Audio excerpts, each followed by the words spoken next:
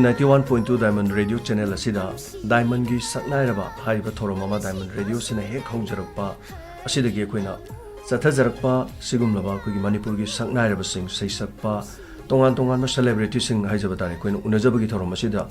ngasigi saruk asida akoina puduna lakchari iramda Manipur asigi tomthin ngalibi singi manungda amo oiribi seisakpi RK Nandeshwori अखोइन हाइजरुब मतम studio सिदा लेंगसिन बिरक्तुना लेरे मसिगी दमक्ता diamond radio की माइकेरी हनमदा थागचरी thank you हनमक्तदा अखोगी मयामदा अखोगी ताबिरिबा diamond radio की लोइनना YouTube की खुथांगदा येंगबिरिबा सिंगदा हेना अखोगी सैसकपी असिगी मरिक चुम्बा पुंसिगी वारी हाइजबदारे अखोगी सैसकपी अमा ओइना सिफावगी फिबमदा लाखिबा सिगी वारी परिंग अमा मियामदा थमजनना बमदी सक्खिबा सैसिंग असिगी मतेक मतेक खजि खजि ताहनजनन बगी तंजादनि असिगी मरुइना आइखोइना लौजगदुरबसे हनममक्ता अखोगी इमा बाबा मिंग अमता हाइबियो आइगी इमा बाबागी मिंग इमागिना नोलिनी अदगी पाबुंगिना नोनी गोपाल एड्रेस से करा वाइ एड्रेस से इपाम की हाइजब तारे हसकी इपाम के हाना ओ केसाम थोंगदा तो अदुगा हाउजिंग नंग लेरिसिना हजिक नै सगुलबन मरांग लेति यम पांजे मोइरांग लेरक्ता इचिनाउ से क्यानो इचिनाउ मरी नुपा क्यानो पि क्या नुपा ना अमखतंग लास अदुगा मयाम की मरते इना ख्वाइदगी अहन हाइजब तारे अतै इचिनाउ सिन करी करी तौबि मोइ अते इचिनाउ से थोइदोकपा अतै दि तौदे दुगा एगी इपानुपादो हजे हजे अखोइगी केसामथोंगी युमदुदा को कैफे महांगी ग्रेन्स कॉफी शॉप ना दुगा bakery store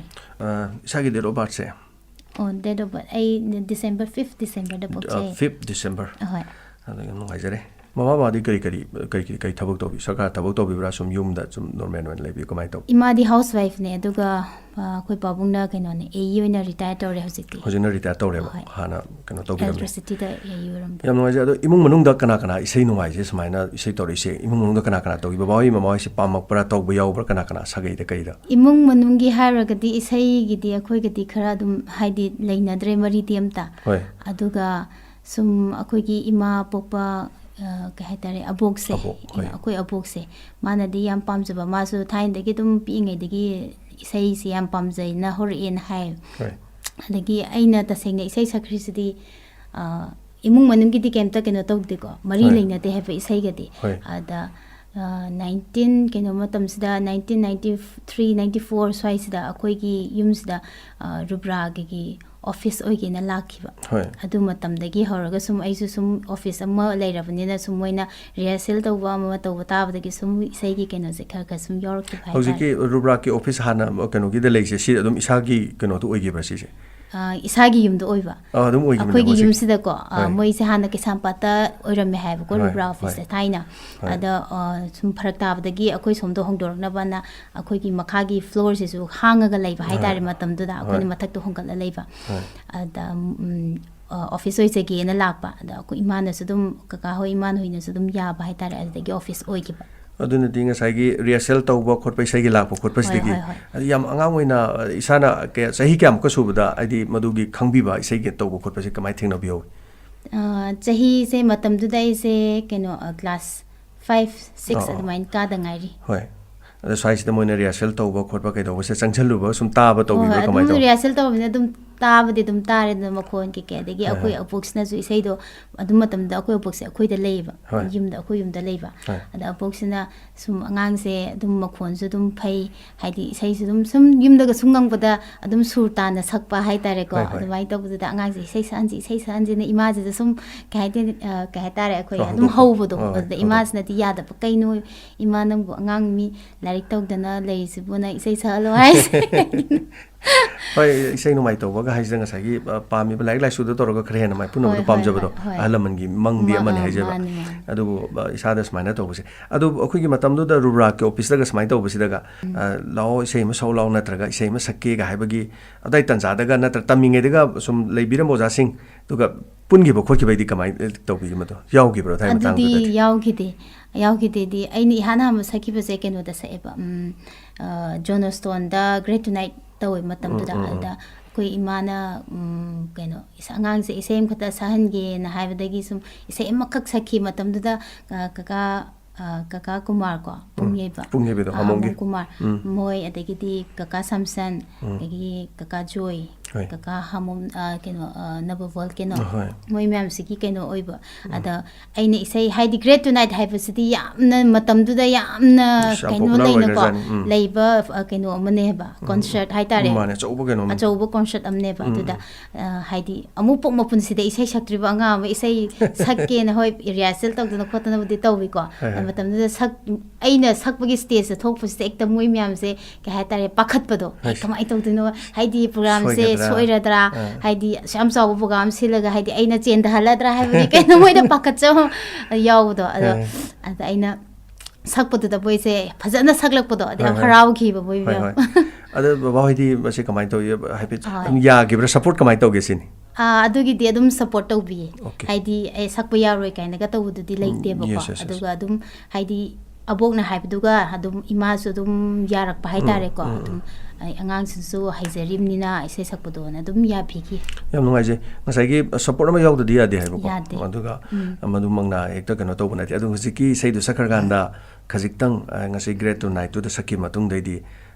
ima baba na isai si yadori ga haibagi wari ga legi bra kamai to ge support amukte henjan gi bra kamai to ge dai matang to support ki dum makok te gi dum pivire ima pabuna ko haidi sakpa yaroi nang isai sakpa yaroi kholo haibagi kaino di amta wa di amta leite ba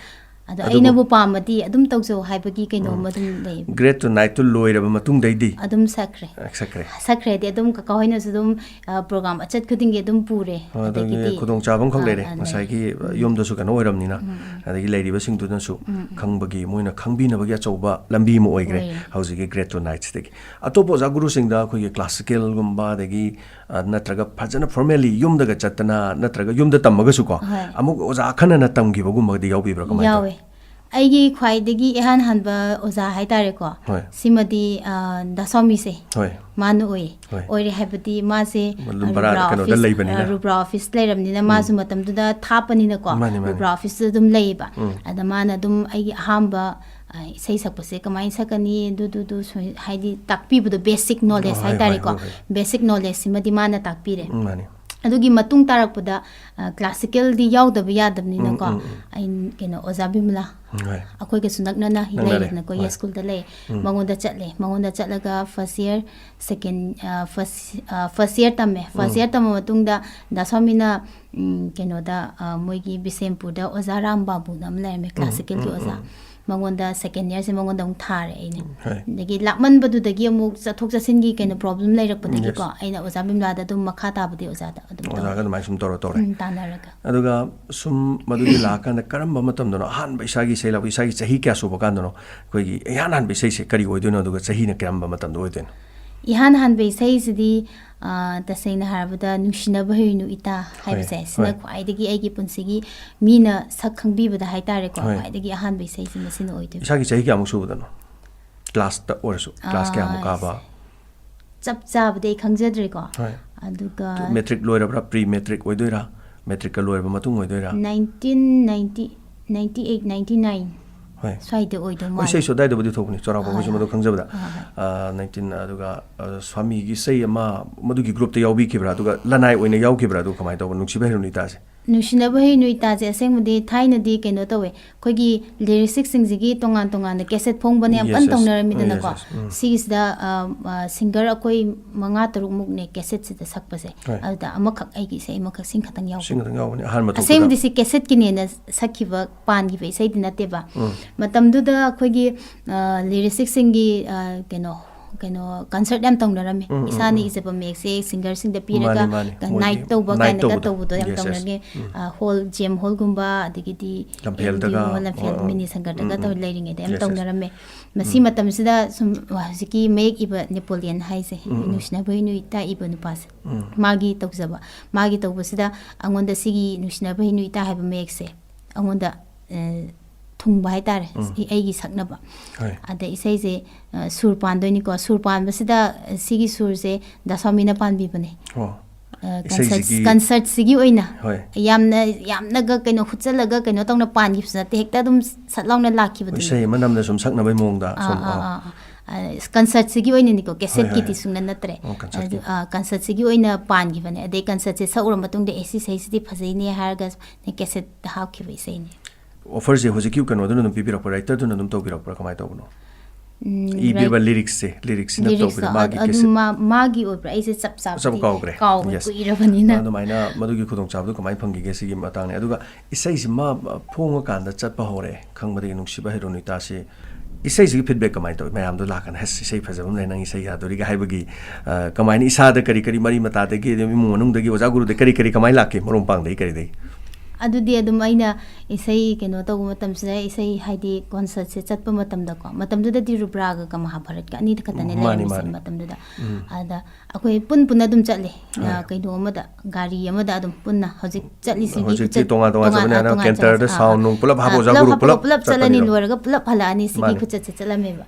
ada sakpas da adum hansina su dum si me sei sidi nang phasai si adum chatkani kokani haibagi keno se ngonda dum haibi bai tare ada isa gi matam da feelings mainga legi bra sigum sei manga taruk surati snungai ni gan khan gi bagai yaw bi bra faja bi sei masak pai nungai bu di le re ba sigum sei se ani hom surati nungai ni ga khan bi gi di yaw da bra matam da khan da na te do di si di singer ko di makini mayam na pamjaba pambi bi sei yam lei ba si nungai ja ba hojik ti so many yam lei re sei mayam na masi mathang da aduga sigi hojik habi ba yam phajaba wafam am kha hai tare hojik ki sei nungai to busina music tuna lanai ma chachara manangan pangkhalor ni sound light ke se adegi di artist sing mai mai gi lakning ba mai turn da kan mafam kan jalamaga nangna na lak ba amukak dang la ma sakpi rom doi ji sei ani or ahum artist khara ngai na re mari manga taruk samai se aduga matam du da di kenter da pulab lani aduga sei si first round ga haidoi ne ba adegi aha ma kok thokki bi matung in hore second round ga ani ra ka saktoi loi ra ga hore sound kai kai pulap hapchan bolor kenter da ngai na lak ne sigi sei mahau je mo ji leitre sigi mangkre aduga sumaina ahansing adagi rubrak da su changi bagi isagi yum da su office oiramni na adagi swami hoina kai tong da smani sei phajabam leira matung sigi khongchat si loigra matung da album haina picturization to bagi khongchat amadani koina thengna jaki bi sei nangi mi chi khalakano isai jina ani subo oidira kama sigi mamang da kamaina leiki marakse phajabi sigi marak da budi sei adum khara lei ko aduga ka hena mina kena to budi da oidaba haidi matam du da ko aduga cassette budi am pongpong da phomba matam du gi haidi lyricist ki to bagi cassette sing yam audio cassette am chatli ba matam ne ba hojik ti cd do onthore dana ado adwaina lei de nangi michi khalakano sigi matam gi mamang adugi hek matung hai tare si nangi michi khalaka suna in khan bada 2001 swai sigi ne ba yam kanna di keno leina dre chahi ama muktangi di capping ne balai hoi ai nungsna ba hi ta dagina nangi michi khalakanu ki lakpagi akoi gi keno hai duration aduga nangi michi khalakanu dai di mo isai se tasing ha kan si di feedback yam lakre picturization leiram ni na adagi picturization gi album gi manipur di home lai adagi sei si am pajana mari chatpagi aduga first ekoi gi film hai tare feature film gi lakki bagi masi gi sei se karamba film no oido na simtang ka khangjaki ki film gi di oina ahan base celluloid film amo khak sakja howe ko gaino da thawan mi chak na ken khrabada masi gi films dai aseng badi akoi gi yambung amarjit aigi damak tas yam kanna hona bi ko yambuna mana toraga isai se sahan gi bne sei karamba sei aming se thabal na ipom horakpa malang na liri humlak pa to wai sei yam ngai je akoina khangjabai sei ne celluloid ki sei sing khan ma akoin thajabai sei ne sibo muk thamjara kanda yungi hojek muk akoi sagon ban morang lek tong lebire aduga akoi loina biriba sine ming amta haibi si tanja samta logjo ke Lorembam Sasikanta kai to biri masa de kai hona bi masa bazar da kena tawe business macha matam jere business masa ma hingna ba dum tawdo aduma yam nungai jara ado imung manung gi angang sing kari ka kamai to khot par ai cha ma khatane hoi nupa nupi macha ma kari class kya to bi ma hose class 3 kai ba class 3 yam nungai jara aduga ai goi gi sonda la de kubo nimbo adum lei biri ra kamai to tek ta kain lei ming amtang habiram ikubokina ipotombi aduga inimbokina ibemhal ꯍꯣꯏ ꯌꯥꯝ ꯅꯨꯡꯉꯥꯏꯖꯩ ꯑꯗꯣ ꯀꯔꯤ ꯑꯗꯨ ꯍꯣꯠꯅꯩ ꯁꯨꯝ ꯑꯍꯟ ꯑꯣꯏꯅ ꯌꯨꯝꯗ ꯁꯨꯝ ꯂꯩꯕꯤꯕ꯭ꯔꯥ ꯑꯗꯨ ꯀꯃꯥꯏꯅ ꯇꯧꯔꯦ ꯀꯔꯤ ꯊꯕꯛ ꯑꯩꯈꯣꯏꯒꯤ ꯄꯥꯕꯨꯡꯒꯤ ꯀꯩꯅꯣꯅꯦ ꯍꯧꯖꯤꯛ ꯇꯥꯃꯣꯅ ꯃꯈꯥ ꯆꯠꯊꯔꯤꯁꯦ ꯕꯤꯖꯤꯅꯦꯁ ꯐꯦꯃꯤꯂꯤ ꯕꯤꯖꯤꯅꯦꯁꯅꯦ ꯍꯥꯏꯇꯥꯔꯦ ꯄꯥꯕꯨꯡꯅ ꯍꯧꯕꯤꯔꯝꯕ ꯑꯗꯨꯒ ꯑꯃꯨꯛ ꯏꯃꯨꯡ ꯃꯅꯨꯡꯅ ꯄꯨꯟꯅ ꯇꯧꯃꯤꯟꯅꯕ ꯇꯧꯃꯤꯟꯅꯕ ꯑꯗꯣ ꯌꯥꯝ ꯅꯨꯡꯉꯥꯏꯖꯔꯦ ꯁꯤꯕꯨꯒꯤ ꯇꯥꯏꯃꯤꯡꯁꯦ ꯂꯥꯛꯄꯗ ꯑꯗꯨꯒ ꯍꯧꯖꯤꯛꯀꯤ ꯄꯟꯕꯤꯈꯤꯕ ꯏꯁꯩꯗ ꯅꯨꯡꯁꯤꯕ ꯍꯩꯔꯨꯅꯨ ꯏꯇꯥꯁꯤꯅ ꯉꯁꯤꯒꯤ ꯑꯍꯥꯟꯕ ꯏꯁꯩ ꯑꯣꯏꯅ ꯌꯥꯀꯥ ꯃꯇꯦꯛ ꯑꯃ ꯇꯧꯕꯤ ꯇꯥꯔꯦ ꯑꯗꯨ ꯃꯁꯤꯃ ꯍꯥꯟꯅ ꯇꯥꯃꯤꯟꯅꯁꯤ ꯑꯗꯨ ꯃꯊꯪ ꯃꯁꯤ ꯈꯨꯗꯣꯡꯆꯥꯕ ꯂꯧꯖꯔꯤ ꯑꯗꯨꯒ ꯏꯁꯩ ꯍꯧꯕꯤꯔꯣ ꯁꯛꯆꯒꯦ ꯍꯣꯏ ꯅꯨꯡꯁꯤꯅꯕ ꯍꯩꯔꯨꯅꯨ ꯏꯇꯥ ꯀꯥꯏꯅꯔꯒ ꯋꯥꯕꯅꯤ ꯇꯨꯝꯗꯅ ꯃꯪꯕꯅꯤ ꯅꯨꯡꯁꯤ ꯋꯥꯈꯜꯗ ꯉꯥꯎꯕꯅꯤ ꯇꯨꯝꯗꯅ ꯃꯪꯕꯅꯤ ꯅꯨꯡꯁꯤ ꯋꯥꯈꯜꯗ ꯉꯥꯎꯕꯅꯤ ꯅꯨꯡꯁꯤꯅꯕ ꯍꯩꯔꯨꯅꯨ ꯏꯇꯥ ꯊꯥꯒꯠꯆꯔꯤ ꯌꯥꯝ ꯐꯖꯕ ꯏꯁꯩꯅꯤ ꯑꯗꯨꯒ ꯃꯁꯤꯒꯤ ꯏꯁꯩꯒꯤ ꯃꯊꯪꯗ ꯍꯧꯖꯤꯛꯀꯤ ꯅꯪꯒꯤ ꯃꯤꯠꯆꯤ ꯈꯜꯂꯛꯀꯅꯣ ꯁꯤꯒꯤ ꯏꯁꯩꯒꯤ ꯃꯇꯦꯛ ꯑꯃꯇꯪ ꯇꯧꯕꯤꯌꯨ ꯏꯁꯩꯉꯩꯁꯤꯗ ꯃꯔꯤ ꯑꯍꯨꯝꯗꯪ ꯁꯛꯁꯦ ꯑꯗꯨꯒ ꯋꯥꯔꯤ ꯑꯃꯨꯛ ꯇꯧꯅꯕ ꯍꯣꯏ ꯌꯥꯏ ꯍꯧꯕꯤꯔꯣ ꯅꯪꯒꯤ ꯃꯤꯠꯆꯤ ꯈꯠꯂꯛꯀꯅꯨ ꯋꯥꯈꯜ ꯏꯔꯥꯡ ꯂꯥꯡꯉꯤꯅꯦ ꯅꯪꯒꯤ ꯃꯤꯠꯆꯤ ꯈꯠꯂꯛꯀꯅꯨ ꯋꯥꯈꯜ ꯏꯔꯥꯡ ꯂꯥꯡꯉꯤꯅꯦ ꯂꯣꯟꯅ ꯂꯣꯟꯅ ꯌꯦꯡꯂꯛꯀꯅꯨ ꯊꯃꯣꯏ ꯑꯁꯦ ꯏꯔꯥꯡ ꯍꯧꯋꯤ ꯆꯤꯟꯕꯥꯟ ꯃꯣꯃꯣꯟ ꯅꯣꯛꯂꯛꯀꯅꯨ ꯅꯤꯡꯉꯣꯜ ꯄꯨꯛꯅꯤꯡ ꯋꯥꯈꯜ ꯆꯔꯥꯡꯅꯩ ꯅꯤꯡꯉꯣꯜ ꯊꯃꯣꯏ ꯂꯩꯇꯥꯐꯝ ꯈꯪꯗꯦ ꯈꯪꯗꯦ ꯅꯪꯒꯤ ꯃꯤꯠꯆꯤ ꯈꯠꯂꯛꯀꯅꯨ ꯋꯥꯈꯜ ꯏꯔꯥꯡ ꯂꯥꯡꯉꯤꯅꯦ ꯌꯥꯝ ꯅꯨꯡꯉꯥꯏꯖꯔꯦ ꯑꯗꯨꯒ ꯁꯤꯕꯨꯒꯤ ꯁꯨꯃꯥꯏꯅ ꯃꯊꯪ ꯂꯥꯛꯄꯗꯤ ꯐꯤल्मꯒꯤ ꯁꯦꯂꯨꯂꯣꯏꯗꯀꯤ ꯁꯤꯕꯨ ꯂꯥꯛꯈ꯭ꯔꯦ ꯈꯔ ꯃꯥꯏ ꯄꯥꯛꯇꯅ ꯃꯌꯥꯝꯒꯤ ꯊꯧꯒꯜꯂꯣꯟ ꯃꯌꯥꯝ ꯁꯨꯝ ꯆꯠꯆꯔꯀꯥꯟꯁꯤꯗ ꯃꯐꯝ ꯀꯌꯥ ꯆꯠꯂꯀꯥꯟꯁꯤꯗ ꯌꯨꯝꯗ ꯏꯁꯩ ꯅꯣꯡꯃꯥꯏ ꯇꯝꯕꯤꯌꯨ ꯈꯣꯠꯂꯨ ꯀꯥꯏꯅ ꯁꯨꯝ ꯑꯩꯈꯣꯏꯒꯤ ꯏꯁꯩꯕꯨ ꯄꯥꯝꯖꯕꯁꯤꯡ ꯂꯥꯛꯄꯤꯕ꯭ꯔꯥ ꯃꯁꯤꯒꯤꯗꯤ ꯀ꯭ꯂꯥꯁꯀ ꯇꯧꯕꯤꯕ ꯂꯩꯕ꯭ꯔꯥ ꯀꯔꯤ ꯇꯧꯕꯤ ꯀꯃꯥꯏꯅ ꯇꯧꯋꯤ ꯂꯥꯛꯇꯤ ꯂꯥꯛꯑꯦ ꯌꯥꯝꯅ ꯑꯗꯣ ꯑꯩꯅ ꯑꯉꯥꯡꯗꯤ ꯇꯝꯕꯤꯕ ꯂꯧꯗꯦ ꯍꯥꯏꯗꯤ ꯑꯩꯁꯨ ꯍꯩꯕ ꯅꯠꯇ꯭ꯔꯤꯀꯣ ꯇꯝꯕꯤꯕꯒꯤ ꯑꯩꯅ ꯍꯧꯖꯤꯛ ꯀꯩꯅꯣ ꯑꯣꯏꯗ꯭ꯔꯤꯕ ꯍꯣꯏ ꯑꯗꯨꯅ ꯁꯨꯝ ꯂꯥꯛꯑꯒꯁꯨ ꯑꯣꯖꯥꯁꯤꯡꯒꯤ ꯑꯗꯨꯗ ꯆꯠꯂꯨ ꯆꯠꯂꯣꯅ ꯑꯗꯨ ꯁꯖꯦꯁꯟ ꯑꯣꯏꯅ ꯄꯤꯕꯤꯕ ꯑꯩꯅ ꯄꯤꯖꯕ ꯍꯥꯏꯗꯤ ꯑꯗꯨꯗꯅ ꯐꯒꯅꯤ ꯍꯥꯏꯗꯤ ꯇꯝꯕꯒꯤꯗꯣ ꯑꯩꯈꯣꯏꯗ ꯇꯝꯃꯒꯗꯤ ꯀꯩꯗꯧꯅꯤ ꯍꯣꯏ ꯑꯗꯨꯒ ꯁꯤꯒꯤ ꯐꯤल्मꯒꯤ ꯊꯋꯥꯟꯃꯤꯆꯥꯛꯅ ꯍꯧꯖꯤꯛ ꯌꯦꯡꯒꯗꯕ ꯁꯤꯕꯨꯒꯤ ꯇꯥꯡꯀꯛ ꯍꯥꯏꯇꯥꯔꯦ ꯈꯔ ꯁ꯭ꯋꯥꯏꯗꯩꯗꯤ ꯃꯊꯪ ꯈꯪꯈꯤꯕꯗꯤ ꯌꯥꯝ ꯊꯦꯡꯅꯕꯤꯔꯝꯃꯔꯣꯏ ꯏꯁꯩꯒꯤ ꯑꯩꯈꯣꯏꯒꯤ ꯀꯥꯈꯠꯂꯛꯅꯕ ꯍꯣꯠꯅꯕꯗ ꯈꯪꯕꯤꯈ꯭ꯔꯕꯅꯤꯅ ꯍꯥꯏꯇꯥꯔꯦ ꯈꯪꯗ꯭ꯔꯤꯉꯩꯒꯤ ꯃꯔꯛ ꯁ꯭ꯋꯥꯏꯁꯤꯗꯒ ꯀꯔꯤ ꯍꯥꯏꯇꯥꯔꯦ ꯏꯁꯥꯅꯗꯤ ꯄꯥꯝꯖꯕ ꯑꯃꯈꯛ ꯑꯣꯏꯔꯨꯕꯅꯤꯅ ꯊꯧꯗꯣꯛ ꯋꯥꯊꯣꯛꯀ ꯂꯩꯕꯤꯕ꯭ꯔꯥ ꯑꯩꯈꯣꯏ ꯀꯔꯤ ꯈꯤꯇꯪ ꯄꯨꯛꯅꯤꯡ ꯅꯨꯡꯁꯤꯕ ꯃꯤꯑꯣꯏ ꯃꯤꯁꯛ ꯄꯟꯕꯤꯗ꯭ꯔꯁꯨ ꯊꯧꯗꯣꯛ ꯑꯃꯒ ꯊꯣꯛꯈꯤꯕ ꯄꯨꯛꯅꯤꯡꯒ ꯅꯨꯡꯁꯤꯈꯤꯕ ꯀꯔꯤ ꯊꯧꯗꯣꯛ ꯀꯔꯤꯝ ꯊꯣꯛꯈꯤꯗꯕ꯭ꯔꯥ ꯊꯣꯛꯈꯤꯕꯒ ꯂꯩꯕ꯭ꯔꯥ ꯉꯁꯤꯒꯤ ꯇꯥꯟꯖꯥꯁꯤꯗꯒ ꯂꯤꯊꯣꯛꯈꯤꯗ꯭ꯔꯕ ꯑꯟꯇꯣꯜ ꯁ꯭ꯇꯣꯔꯤ ꯃꯇꯦꯛ ꯑꯃ ꯍꯥꯏꯇꯥꯔꯦ ꯑꯗꯥꯏꯗꯒ ꯋꯥꯔꯤ ꯑꯃꯇꯪꯒ ꯑꯗꯒꯤ ꯄꯨꯛꯅꯤꯡꯒ ꯅꯨꯡꯁꯤꯈꯤꯕ ꯑꯩꯈꯣꯏꯀꯣ ꯏꯁꯩꯒꯤ ꯁꯛꯄꯒꯤ ꯇꯥꯟꯖꯥ ꯃꯥꯡꯈꯤꯕꯒꯨꯝꯕ ꯁꯛꯀꯅꯦꯅ ꯁꯛꯈꯤꯗꯕꯒꯨꯝꯕ ꯅꯠꯇ꯭ꯔ ꯁꯛꯍꯜꯂꯛꯇꯕꯒꯨꯝꯕ ꯏꯁꯩꯗ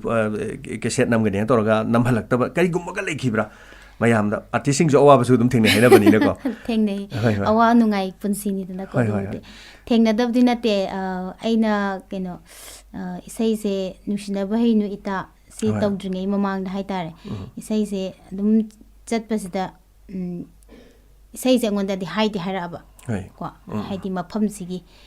ꯁꯝꯅ ꯍꯥꯏꯔꯕꯗ ꯊꯧꯕꯥꯜ ꯍꯥꯏꯔꯣ ꯑꯃ ꯀꯩꯅꯣ ꯍꯥꯏꯔꯣꯀꯣ ꯁꯨꯃꯥꯏꯅ ꯏꯁꯩ ꯃꯐꯝꯁꯤꯗ ꯍꯥꯏꯔꯛꯑꯒ ꯄꯨꯟꯅ ꯆꯠꯄꯒꯤ ꯀꯩꯅꯣꯁꯦ ꯃꯇꯝꯗꯨꯗ ꯂꯩꯔꯤꯅꯤꯗꯅ ꯍꯥꯏꯗꯤ ꯀꯦꯟꯇꯔ ꯑꯃꯗ ꯄꯨꯂꯞ ꯆꯠꯄꯁꯤꯗ ꯑꯩꯅꯒꯗꯤ ꯂꯣꯏꯁꯤꯜꯂꯒ ꯍꯥꯏꯔꯛꯑꯕꯅꯤꯅ ꯏꯁꯩꯁꯦꯀꯣ ꯆꯠꯇꯣꯔꯦꯅ ꯂꯣꯏꯁꯤꯜꯂꯒ ꯂꯩꯔꯕ ꯑꯗꯨꯒ ꯂꯧꯕ ꯂꯥꯛꯇꯕ ꯍꯥꯏꯇꯥꯔꯦ ꯄꯣꯠꯁꯦ ꯑꯗꯨꯒ ꯃꯇꯝꯗꯨꯗꯗꯤ ꯄꯥꯎ ꯐꯥꯎꯅꯅꯕꯒꯤ ꯄꯥꯝꯕꯩꯁꯨ ꯑꯝꯇ ꯂꯩꯕ ꯅꯠꯇꯦꯅꯀꯣ ꯂꯩꯕ ꯅꯠꯇꯦ ꯑꯗꯨꯒꯨꯝꯕꯒꯤ ꯀꯩꯅꯣ ꯂꯩꯕ ꯅꯠꯇꯕꯅꯤ나 ꯑꯗꯨꯝ ꯂꯧꯕ ꯂꯥꯛꯇ꯭ꯔꯕꯅꯤꯅ ꯑꯩꯁꯨ ꯀꯔꯤꯗ ꯆꯠꯂꯨꯅꯤ ꯑꯗꯨꯝ ꯑꯗꯨꯃꯥꯏꯅ ꯁꯨꯝ ꯊꯋꯥꯏ ꯅꯨꯡꯉꯥꯏꯇꯕ ꯁꯦꯝ ꯁꯥꯗꯅꯒ ꯂꯩꯔꯨꯔꯒ ꯁꯦꯝ ꯁꯥꯔꯒ ꯂꯥꯛꯇꯕꯗꯣ ꯑꯗꯨꯒ ꯂꯥꯛꯈꯤꯗꯕ ꯈꯣꯠꯈꯤꯗꯕꯁꯦ ꯂꯩ ꯍꯧꯖꯤꯛ ꯐꯥꯎꯕꯗ ꯄꯨꯂꯞꯅ ꯁꯛꯈꯤꯕ ꯏꯁꯩꯁꯦ ꯑꯩꯈꯣꯏꯒꯤ ꯀꯌꯥꯃꯨꯛꯇꯤ ꯄꯨꯟꯅ ꯁꯨꯈ꯭ꯔꯦ ꯆꯥꯎꯔꯥꯛꯄ ꯏꯁꯥꯅꯒ ꯈꯪꯕꯗ ꯃꯁꯤꯡ ꯈꯔ ꯆꯦꯟꯅꯔꯒꯁꯨ ꯁꯤꯐꯥꯎꯗꯤ ꯁꯛꯈ꯭ꯔꯦ ꯄꯨꯟꯅ ꯔꯦꯗꯤꯑꯣꯅꯦ ꯐꯤल्मꯅꯦ ꯑꯗꯒꯤꯗꯤ ꯑꯦꯜꯕꯝ ꯍꯥꯏꯗꯤ ꯀꯦꯁꯦꯠ ꯑꯣꯗꯤꯑꯣ ꯀꯦꯁꯦꯠꯀꯤꯀꯣ ꯄꯨꯟꯅ ꯊꯥꯔꯒꯗꯤ ꯆꯥꯎꯔꯥꯛꯄ 1,500,000 ꯃꯌꯥꯗꯤ ꯁꯨꯔꯝꯗꯧꯗꯤ ꯃꯥꯜꯂꯦ ꯍꯣꯏ ꯆꯥꯎꯔꯥꯛꯄ ꯄꯨꯂꯞꯅ ꯊꯥꯔꯒ ꯍꯥꯏꯇꯥꯔꯦ 1,000ꯗꯤ ꯍꯦꯟꯈ꯭ꯔꯦ ꯑꯁꯤꯒꯤ ꯃꯇꯥꯡ ꯂꯩꯈ꯭ꯔꯦ ꯑꯣꯜ ꯏꯟꯗꯤꯌꯥ ꯔꯦꯗꯤꯑꯣꯁꯦ ꯀꯔꯝꯕ ꯆꯍꯤꯗꯅꯣ approve ꯇꯧꯕꯤꯔꯤꯁꯦ 2001-2 swaido 2001 chap chabak te ini asengbase 99 loksalaga 2000 lokto 2001 dai pipa base ma adui matung 45 level adui base oidoin aduma leire aduga radio gi sima changbai wakhan ji kamai khalai no radio changse se adi radio gi mamang dai sa si khangrabane ba isai gi leigrabane ba kitang aziki nungsiba heruni ta si leigrabane ba kana gi kano dagi radio da su yaw natra yaw gadabni sana lepaira ahlaman imung manung lepra kamai to oja guru na hare kamai to da sami hoy chudum thai radio ai mamang da base da tha gi mana adu matam da dan mana sudum thajalu radio da approve ta horaga de heyeng tung gi oina su kanara kani adi radio da saho bai se amane ekta sakpa yade da ko matam da di radio yade aduna taho kholo haraga da maina isu tha gi bane yam nuaijare hojik se phaja phaja ba isai lokthagada ba yamwali aduga isai khara tahanjare aduga haujiki oirakliba akoi gi kare tare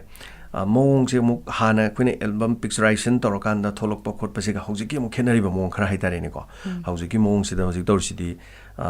album picturization ama torani youtube ki kuthang da thagalani mai viewer adu tawada tawba khotpa har kanda magi sang na bagi sei se phaugalak na bagi maram se am line leire ado khoi Nandeshwori gi di samani yum da mung leiram ni na adegi mu oja guru na angang ngori ngai di sei mi yahon ki badi irai line na chang ki bagi amadi oire sigi mong si da mung leir kan hojiki sahek amadi nawai gi sahek ni sei si yam kuina chana na bagi amakhok oirami hojiki medium di tana na bagi mong si cassette ama fongaga cassette yolu bu kholu be habigi mathau leitre matam du da di madugi am leibani hojikna madugi yeng na bagi viewer masing thi bagi mong da leire adu masigi khena baje masi matam matam gi budi awon bada loi chali bangak tani adu masi dai da isagi oina moche kari pongdu pini matam gi habuduni ko haidi aduna bu matam isai tholibne haidi matam gi chatna bi tune bal akoina hojik iroina na chatlise akoi matam gi tuda swain chatna rami adu hojik matam duna swain chatnai haibutsi sine ba hojik chatliba matam se ado aigi motadi mai magi haidi akoi matam gi mina akoi gi sei pamjaba hojik matam gi angang sing sina hojikan gi matam sei pamba sine ba tawrise matam du da isai cassette ta namba matam ji pesa kyam phangmi seim du lupa kya ga phangi matam se sum chawrak pani ko hosian gi belu budi hojik khenare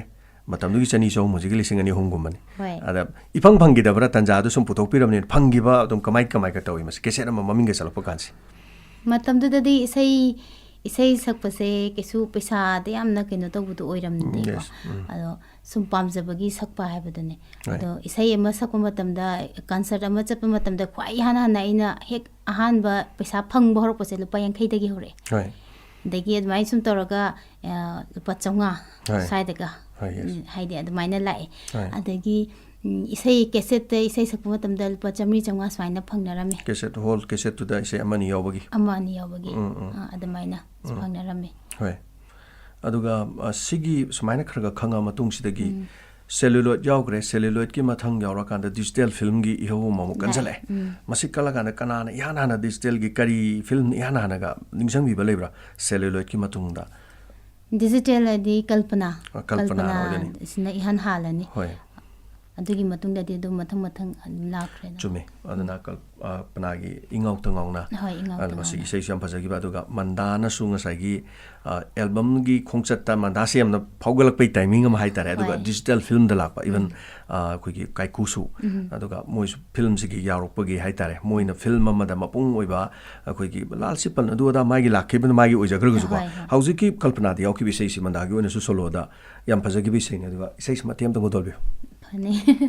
ingau tangau na adu sei se kana ni bi ben ning sim bi sei se monoraja thokchom ne ibane asem di film sigi ne na nam gi bi sei di nat chade ko gi cassette audio cassette ki nam gi bi sei ne da film siga chumcha kaino chana ba chana ba dagi swaina moina producer du na hapcha gi na hap ki bi sei ne kalpana gi se kalpana masimati am ko dolbi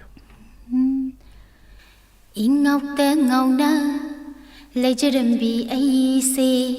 hinangau halle nang buruvadagi ingau te ngau na lejerambi ai se hinangau halle nang buruvadagi pukning leita handre nangi wakhalda